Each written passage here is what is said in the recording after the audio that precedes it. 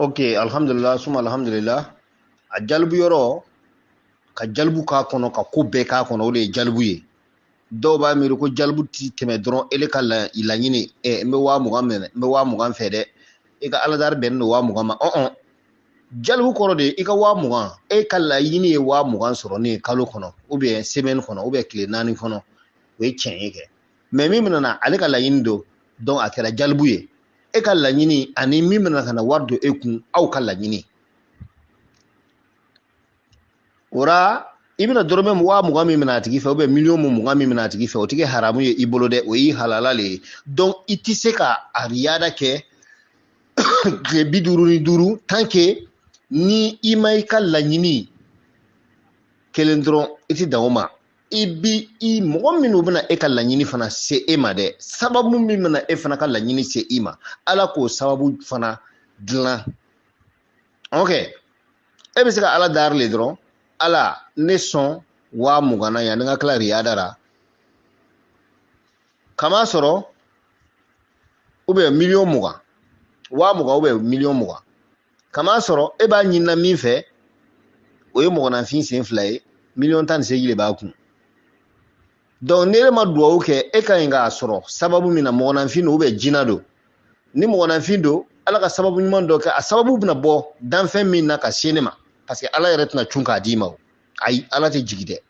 a bɛ danfɛn dɔ de ci e ma ala n'a kɛra jinɛ ye sa o ala a se k'a ye a se k'a ye tɛ dɔwɛrɛ ye o n'a y'a sɔrɔ u ka jagabɔ wagati don ou bien jagabɔnin dɔ tɛmɛnin don jinɛw bɛ jagabɔ komi an bɛ jagabɔ wa ma kalakal ins wal jinni illa liya'budullah ala ko k'ale ma danfɛnw ni adamadenw ni jinɛw dan foyi kɔsɔn illa fo ka ale yɛrɛ ala bato donc jinɛw bɛ seli o bɛ sun o bɛ jaga o bɛ taa hegi o tɛ jɛnɛya kɛ i n'a fɔ anw adamadenw sariya kelen de bɛ an bɛɛ ni ɲɔgɔn cɛ jinɛw ni anw bɛɛ o bɛ jaga bɔ o bɛ hegi o bɛ sun o bɛ ala wele komi an b'a wele cogo min o tɛ jɛnɛya kɛ o tɛ tɔɲɔgɔn kɛ o tɛ namara kɛ e ka ala wele duwawu mana jaabi ka taa bɛn o dɔ ka jaga bilani b'a fɛ san 2 san 3 ne ele ka duwawu jaabira o jinɛ bɛ sin ka wuli ka na wari di i ma donc i bɛ duwawu kɛ sababu min bɛna wari nin se e ma o ka kɛ sababu ɲuman ye o kana kɛ namara wari ye o ka kɛ i halala ye wa o tigi nisɔndiyani ka se e ma walima hali n'a dusu tiɲɛni se ni e ma e bɛna duwawu min k'a ye o ka jaabi donc n'a nisɔndiyani se e ma nafolo dɔ de b'a bolo a ka ɲi k'a jaga bɔ ou bien o n'a ɲɔgɔnna wɛrɛ a kɔni bɛ fɛ ka ko dɔ de kɛ ala ye ou bien nafolo bɛ jinɛtigi dɔ ye e ka ala jinɛ dɔ bolo jinɛ nafolotigi dɔ bɛ yen e ka aladari ta duwawu jaabi bɛnna ma a ko a bɛna ko ɲuman dɔ kɛ ala ye a bɛ sin ko o diyamaw n'o sanu n'o warijɛw cɛ ka n'a di e ma e bɛ se n'i mana warijɛ den kelen kilo 1 ta ka taa feere i tɛ san 20 kɛ yan i tɛ nafolo kuma fɔ mais ni diyamaw b'a kan don donc nafolo sɔrɔ yɔrɔ ka ca adamaden sen 2 bun adamaden sen 2 ani jinɛ cɛ ani an bɛɛ jinɛw adamaden o an ka sɔrɔ na cogo ka ca ala bolo hakili tɛ se ka min miiri ora n'i bɛ duwawu k'a bɛɛ de kɛ dɛ i b'i ŋaniya yira ala la ala ne bɔ ni sɛgɛn nin kɔnɔ kana dan o ma dɛ sababu min bɛna to ne bɛ bɔ o sɛgɛn kɔnɔ o mana kɛ sababu o sababu ye o ka kɛ hɛrɛ ye sababu ma n'a kɛra jinɛsɔn ye o n'a kɛra maanifin gasi kasigi nɔ o ye ka remorque 2 bloqué dɛ marchandise fana b'a kɔnɔ dɛ o bɛ fɛ k'a saisi a tigi bolo ko a tɔgɔ seri ele ma million 5 minɛ i ka ala wele ye n'o tɛ faamaw bɛna taa ni ka remorque 2 ye marchandise min b'a kɔnɔ a ka ca million 100 ye o duwawu jaabi fana n k'o ye baara dɔ de ye o confirmer e ma o donc n'ele m'a confirmer i ka baara bɛ gɛlɛya dɛ parce que e bɛna to ka kɛ komi namaramɔgɔ i bɛ mɔgɔw ka wariw minɛ i bɛ ala dari ala ka min di e ma e k'o de sɔrɔ mɔgɔw kun ko ye min ye e tɛ ala dari ala k'olu mago dilan ka sɔrɔ k'o ɲɛsin i ma o kama bamanan bɛ duwawu de kɛ o ko ala an sɔn k'an sɔnbaga sɔn ala an ɲɛsin maa minnu mago dilanna o ɲɛsin anw ma o kana an mako dilan kama sɔrɔ olu yɛrɛ mako dilan nɔ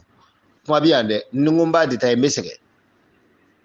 donc kana duwawu kɛ i yɛrɛ kelen ye duwawu kɛ i yɛrɛ kun ye ani sababu min bɛna ele mako dilan dɛ duwawu kɛ o fana ye globalement jamu vocal suivant donc alors kuma bɛ tigɛ ka tugu donc a jalibu yɔrɔ ni ele yɛrɛ mako ani minnu bɛ kɛ sababu ɲuman ye e ma olu mako laɲini sɛbɛ ten Rabbi habli kullu amwalu dunya o ye e mako bɛɛ lajɛlen ye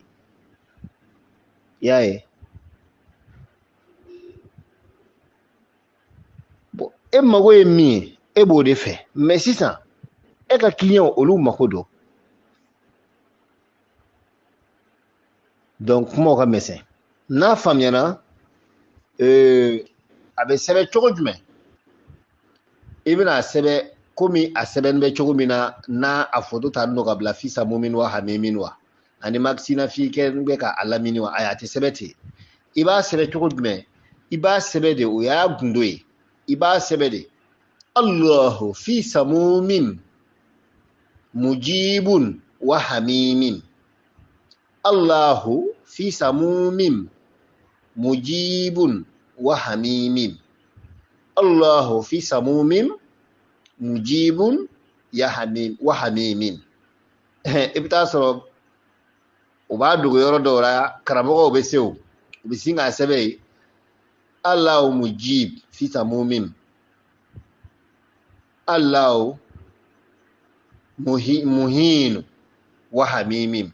Allahu mujibun fi samumin Allahu muhinun wa hamimim o tɛ dɛ